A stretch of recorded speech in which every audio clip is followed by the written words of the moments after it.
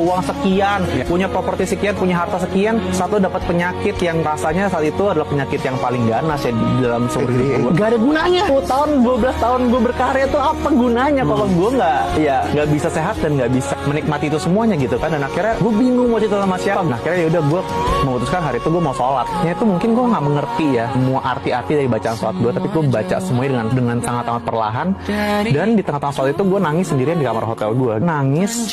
Dan gue masih merinding sih cerita kayak gini. Sekarang gue masih ingat sekali kayak momennya pertama kali gue bisa kayak curhat sama seseorang yang sudah lama sekali gue tidak omongin dan ngobrol bareng. Tapi gue rasa banyak kasih sayang langsung kayak masuk ke hati gue yang tadinya gue nggak happy, tiba-tiba gue langsung ngerasa tenang, aman, nyaman, dan dipeluk. Rasanya gimana sih soal rasanya wah ini gue mau nangis kalau sampai kayak gini. Tapi kayak gue untuk pertama kalinya dalam situasi yang gue berat ya, biasa gue mau operasi, tapi gue mendapatkan sebuah rasa yang luar biasa di tengah-tengah gue lagi baca kalimat sholat yang gue juga mungkin gue nggak ngerti, tapi kayak ada yang bisa ada yang meluk gue gitu.